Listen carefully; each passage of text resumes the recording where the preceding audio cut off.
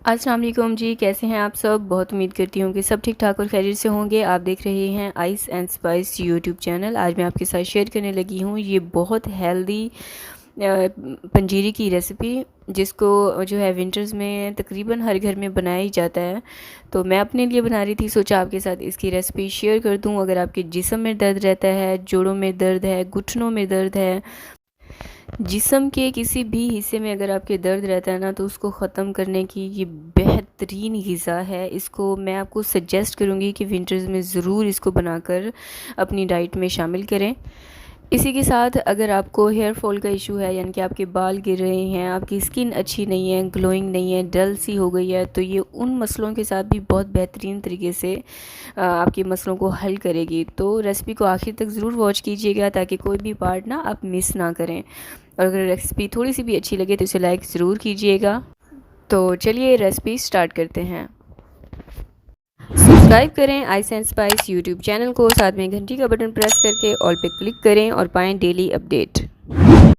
तो बिस्मिल्लाह करके recipe start करते हैं। डिटेल रेसिपी आपको डिस्क्रिप्शन बॉक्स में मिल जाएगी, आप वहां से नोट डाउन कर सकते हैं। 1 कप मैंने लिया है सौंफ के, इसको हल्का सा जो है रोस्ट कर लेंगे, यानी कि इतना कि इसमें से बहुत प्यारी सी खुशबू आना स्टार्ट हो जाए। देन इसको निकाल लेंगे और सेम कढ़ाई में मैं इसमें शामिल करूँगी देसी घी। 2 खाने के चम्मच मैंने देसी घी इसमें शामिल किया है और बादाम लिए हैं 1 कप से थोड़ी सी कम। ठीक है, मैं जो मिकदार आपको बता रही हूँ ना, ये आपके 2 से ढाई माह तक आराम से चल जाएगी अगर आप एक से डेढ़ खाने का चम्मच डेली लें। अगर आप चाहें तो इन चीज़ों को कम भी कर सकते हैं।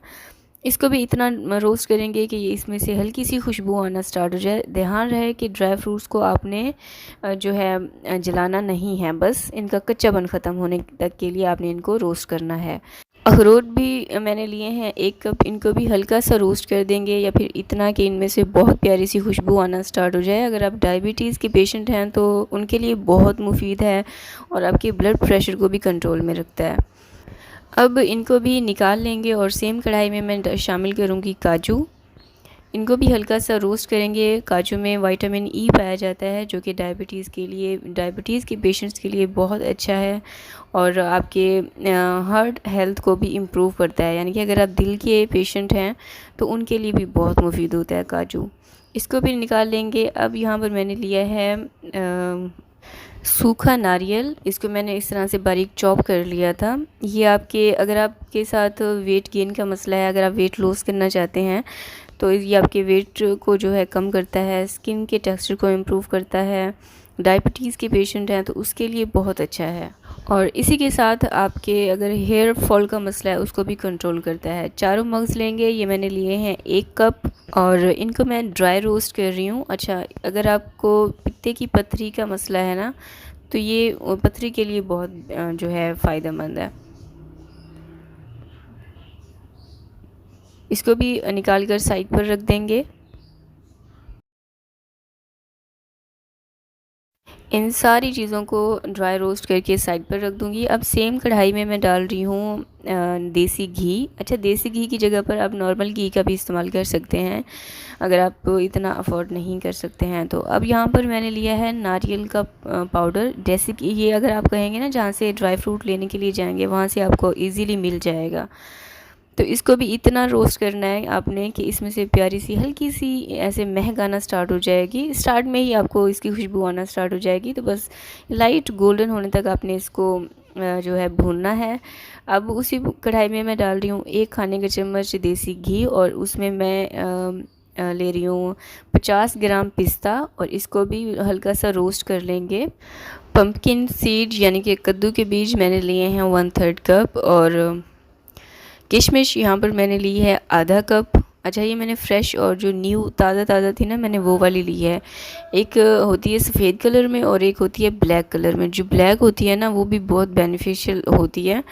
मुझे वो वाली मिली नहीं, इसलिए मैंने ये वाली बाय की। अब इनको हल्का सा रोस्ट करेंगे, यानी कि 30 सेकंड के लिए। अगर मीडियम टू हाई फ्लेम आपने रखा हुआ तो लो फ्लेम पर आपने इनको इतना रोस्ट करना है कि इसमें से खुशबू आना स्टार्ट हो जाए। अगेन मैं आपको याद दिला दूं कि आपने कोई भी चीज़ जलानी इनमें से बिल्कुल भी नहीं है। यहाँ पर मैं सफ़ेद तिल का इस्तेमाल कर रही हूँ। ये मैंने लिया है 1/3 कप और ग्राम्स में ये मैंने लिया है 40 ग्राम्स। सही है।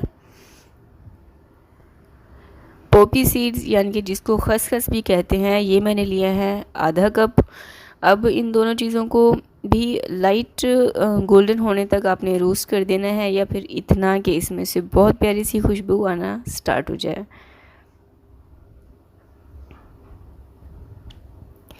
तो यहाँ पर ये भी रोस्ट हो चुके हैं, इनको निकाल कर साइड पर रख देंगे।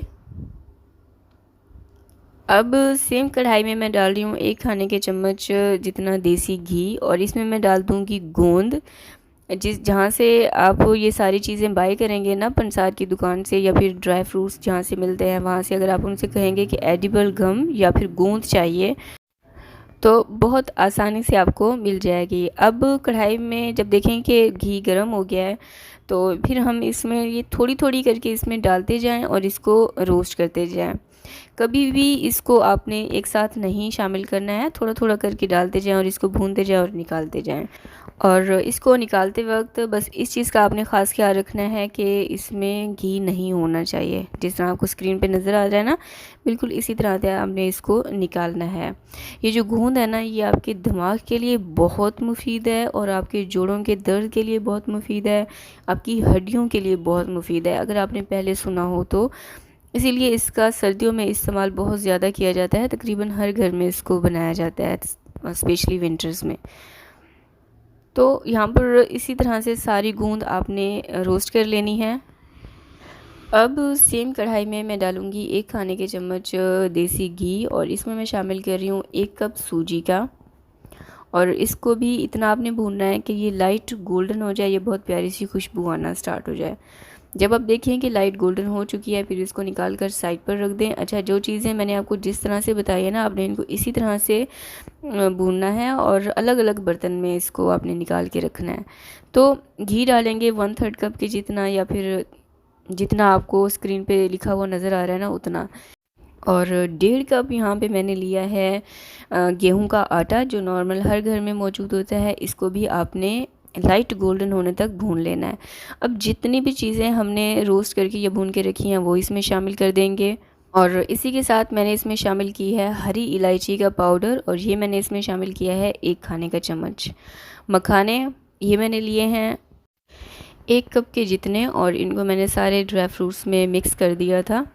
अब एक बड़ा सा थाल में, अच्छा इनको मिक्स करने के लिए ना एक बड़ा सा बर्तन आपने लेना है, और इसमें आपने इनको अच्छे से मिक्स कर देना है। इसी तरह से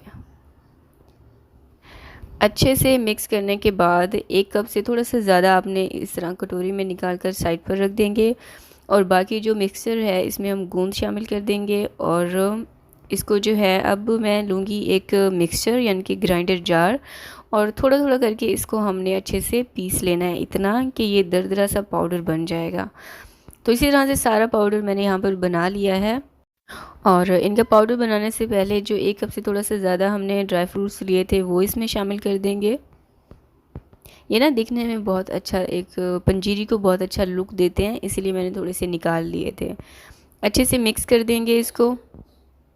और अब यहाँ पर एक कूंडी डंडा लेंगे, और इसमें जो सौंफ हमने रोस्ट करके रखे थे उनको मैं इस तरह से पीस लूँगी, यानी कि कूट लेना है आपने इसको एक छन्नी की मदद से। अब आपने इनको छान लेना है। इससे क्या होगा कि सौंफ की जो डंडियाँ होती हैं ना, वो इसमें से निकल जाएंगी।